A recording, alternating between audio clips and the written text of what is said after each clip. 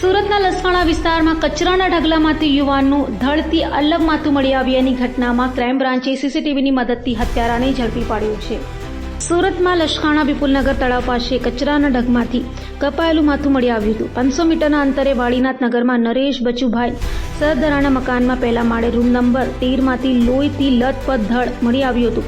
Diamond નગરમાં આવેલા કારખાનામાં તપાસ કરતા મરનારની ઓળખ બિહારના દિનેશ મહંતો તરીકે થઈ હતી, જેની જાણ થતાં જ પીપોદરામાં રહેતો મૃતકનો ભાઈ લસકાણા દોડી આવ્યો હતો અને દિનેશ 4 મહિનાથી લસકાણામાં રહેતો હોવાનું જણાવ્યું હતું. તો સીસીટીવીની તપાસ કરતાં મૃતકનું કપાયેલું ડોકું કચરાપેટીમાં નાખતા શખ્સની ઓળખ મુન્ના બિહારી તરીકે થઈ હતી. મરનાર દિનેશ મહંતો જે કારખાનામાં નોકરી કરતો હતો ત્યાં જ મિત્ર મુન્નો પણ નોકરી કરતો હતો, જેથી ક્રાઇમ બ્રાન્ચે મુન્નાની અટકાયત કરી પૂછપરછ કરતા તેણે કબૂલાત કરી હતી કે તેણે જ મિત્રની હત્યા કર્યા બાદ ડોકું કાપી ફેંકી દીધો હતો. હાલ તો ક્રાઇમ બ્રાન્ચે હત્યારાનો કબજો લસકાણા પોલીસને સોંપવાની તજવીજ હાથ ધરી હતી.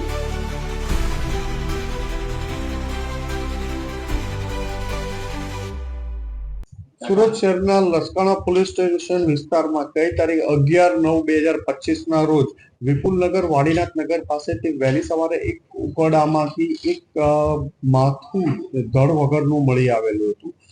જે બાબતે ક્રાઇમ બ્રાન્ચ, લોકલ પોલીસ વગેરે તેને તપાસ કરતા હતા. દરમિયાન ત્યાં જ થોડા આગળ એક રૂમ નંબર વાડીનાથ નગરમાં એક નરેશભાઈ સરદારાના મકાનમાંથી ડેડ જે ધડ બીજો ભાગ પણ મળી આવ્યો હતો અને જે કોની ડેડ બોડી છે વણ ઓળખાયેલ હતી. એક મર્ડરનો ગુનો દાખલ કરવામાં આવ્યો હતો. આ ગુનાની તપાસમાં ક્રાઇમ બ્રાન્ચ અને લસકાણા પોલીસ લાગેલી હતી. સતત 5 દિવસની મહેનત પછી આ ગુનાનો ભેદ ઉકેલવામાં આવ્યો છે. સૌ પ્રથમ લોકલ તપાસ દરમિયાન જાણવા મળ્યું હતું કે ડેડ બોડી જ્યાંથી જે માણસની મળી હતી એનું નામ દિનેશ મહંતો હતો અને તે પણ લસકાણા નગરમાં જ રહેતો હતો અને એક લૂમ્સના કારખાનામાં કામ કરતો હતો અને છેલ્લા 15 દિવસથી આ મકાનમાં રહેવા આવ્યો હતો. વધુમાં આ માણસ જેને મર્ડર કર્યું હતું એ બંને 15 દિવસથી આ મકાનમાં સાથે એક જ કારખાનામાં કામ કરતા હતા અને મિત્રતાથી બંને ગોપાલગંજ બિહારના રહેવાસી હતા અને સાથે રહેવા આવ્યા હતા. જ્યારે 10-11ની રાતમાં આ બંને સાથે કઈ બાબતમાં બોલાચાલી થતા મરનારે આરોપીને એની બહેન વિશે અભદ્ર ભાષામાં ઘણી બધી વાત કરતા વારંવાર એને પહેલા સૌપ્રથમ એને પથ્થર માથામાં માર્યો. છતાં પણ પેલા એ પથ્થર માથામાં માર્યા પછી પણ એની બેન અને મા વિશે વારંવાર ગંદી ભાષામાં વાત કરતા એને લાગી આવતા ત્યાં એક ચપ્પુ પડ્યું હતું તો એનાથી એનું ગળું કાપી નાખેલું અને ગળું કાપી અને ડેડ બોડી નાખી આવ્યો હતો. એને હતું ઉકરડામાં નહીં ખબર પડે અને જે ધડનો બીજો ભાગ છે એ પ્લાસ્ટિકની બેગ લઈ આવ્યો હતો, એમાં ભરી એને નાખી આવવાનો હતો. પણ રાત્રે વહેલી સવારે એને ચાન્સ ન મળ્યો અને પોલીસ ખૂબ દેખાતા એ ત્યાંથી ખસી ગયેલો હતો. સુરત ક્રાઇમ બ્રાન્ચના police inspector JG. Patel, Jain Goswami, PI Kiran Modi વગેરેની ટીમોએ સતત 5 દિવસ સુધી 50 માણસોની ટીમ 24 કલાક કહી શકાય 24/7 કે એક શિફ્ટમાં માણસ નીકળે તો રાત્રે 12 વાગે બીજો સતત તમામ ખાતાઓમાં પૂછપરછ કરીને ડેડ બોડી આઈડેન્ટિફાઈ કરી હતી કે આ કયા કારખાનામાં કામ કરતો હતો. મરણ જનાર પછી પણ માણસનું નામ જે આરોપી હતો એનું ફક્ત મુન્નાના નામથી કોઈ ઓળખતું હતું, પણ મુન્નાનું સાચું નામ ક્યાંનો રહેવાસી એ ખબર નહોતું.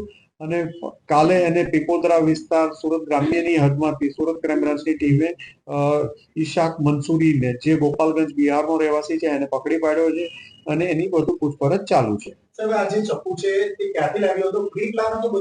ના, પ્રી પ્લાન નહોતું.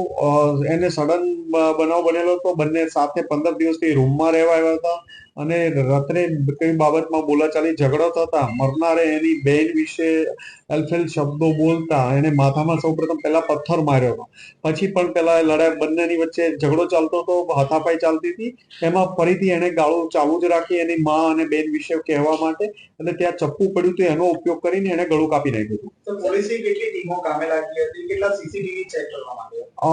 અસંખ્ય સીસીટીવી સંખ્યામાં તો હું નહીં કહી શકું, પણ ક્રાઇમ બ્રાન્ચના 2 ઇન્સ્પેક્ટરો સતત રાત દિવસ ફિલ્ડમાં રહ્યા હતા અને ક્રાઇમ બ્રાન્ચની અલગ 7 થી 8 ટીમો 50 થી વધુ માણસો સતત રાત દિવસ 24 કલાક ફિલ્ડમાં રહી અને આ માણસોને શોધી કાઢવામાં આવ્યા છે. પીપોદરા વિસ્તાર જે પીપોદરા જીઆઈડીસી માંથી એને પકડવામાં આવ્યો છે. એ આ જગ્યા એને છોડી દીધી હતી બીજે દિવસે. આ માણસનું કોઈ રહેવાનું કે એવું ઠેકાણું પણ નહોતું. રોડ ઉપર ફોન યુઝ કરતો નથી અને કોઈ રહેવાના પણ એનું ઠેકાણું નથી. ફરતો ફરતો એ દિવસે વહેલી સવારે મર્ડર કર્યા બાદ જ એને જગ્યા છોડી અને બીજા વિસ્તારમાં જે પીપોદરા તરફ જતો રહ્યો હતો, એરિયા ચેન્જ કરી દીધો હતો અને ત્યાં કોઈ એને પોતાની ઓળખ નવું નામ જે પોતાનું છે ઇસાક મંસૂરીના નામથી કામ કરવા લાગ્યો હતો અને જ્યાં એને કોઈ ઓળખતું પણ ન હતું. એટલે કોઈ આ સુરતમાં કોઈ પર્ટિક્યુલર ખાતામાં કશે કંઈ કામ કરતો હતો પછી એને ખાતું ચેન્જ અહીંયા બંને સાથે જ કામ કરતા હતા છેલ્લા 15 દિવસથી અને રહેતા પણ સાથે હતા.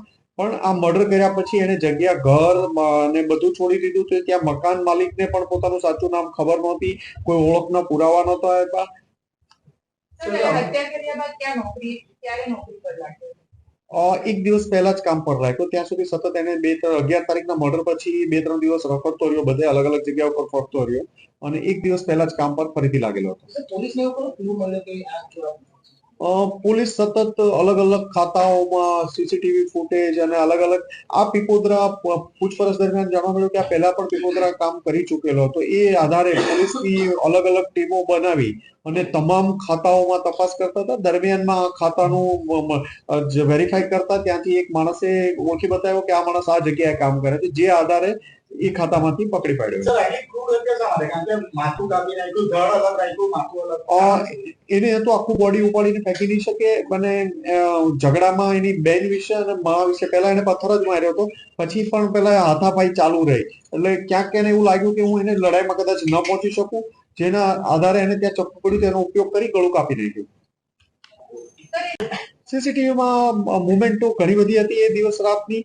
એના ઉપરથી નેરોઈંગ કરતા કરતા અમને આઈડિયા આવ્યો કે કદાચ આ માણસ હોઈ શકે અને એના આધારે આગળ લીડ મળી અને એની આગળથી અમને તપાસ ચાલુ થઈ હતી.